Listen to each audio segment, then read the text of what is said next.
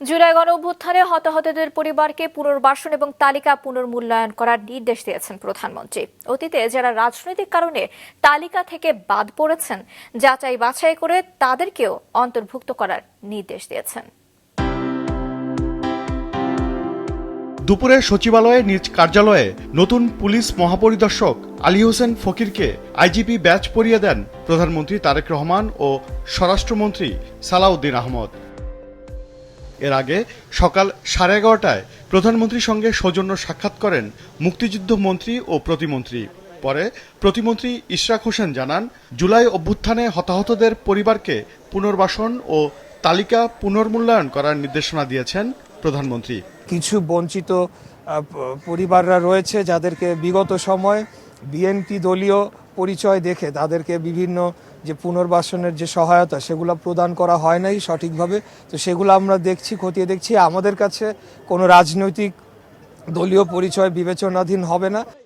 দুপুর 2টার দিকে প্রধানমন্ত্রীর সাথে সৌজন্য সাক্ষাৎ করেন তথ্য ও সম্প্রচার মন্ত্রী, প্রতিমন্ত্রী এবং স্থানীয় সরকার প্রতিমন্ত্রী।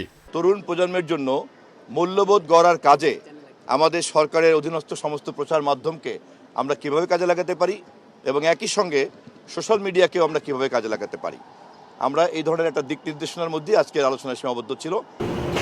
এদিকে দুপুরে জুনিয়র বৃত্তি পরীক্ষার ফল প্রকাশ করে শিক্ষামন্ত্রী এহসানুল হক মিলন জানান, গত বছরের স্থগিত প্রাথমিক বৃত্তি পরীক্ষা এই বছর এপ্রিলের পর অনুষ্ঠিত হবে।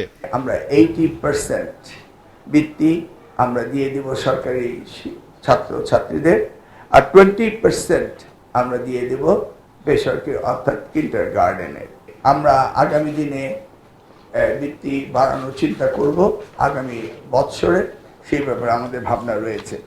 এর আগে শীর্ষ ব্যবসায়ী নেতাদের সঙ্গে বৈঠক শেষে বাণিজ্যমন্ত্রী জানান, কিছু অসাধু ব্যবসায়ী পরিস্থিতির সুযোগ নিলেও বাজারে কোনো পণ্যের ঘাটতি নেই। রোজার আগের দিনই বা রোজার 2-3 দিন আগে আমরা একসাথে 1 মাসের বাজার করি, তো এটার তাৎক্ষণিক কিছু প্রভাব মার্কেটে পড়ে। আরেকটা জিনিস হচ্ছে, এত মানুষের দেশ, সবাই যে খুব রেশনাল ব্যবহার করবে সেটা তো আশা করা যায় না। তো বিক্রেতাদের মধ্যেও কেউ কেউ থাকেন যারা পরিস্থিতির বা বিভিন্ন শূন্যতার সুযোগ নেওয়ার চেষ্টা করেন। সবাইকে নতুন করে যুক্তরাষ্ট্রের 15% ট্যারিফ ঘোষণা শোনা গেলেও এখনও লিখিত কোনো সিদ্ধান্ত পাওয়া যায়নি বলেও জানান তিনি। ওবায়দুল কবির, মাছরাঙা সংবাদ, ঢাকা।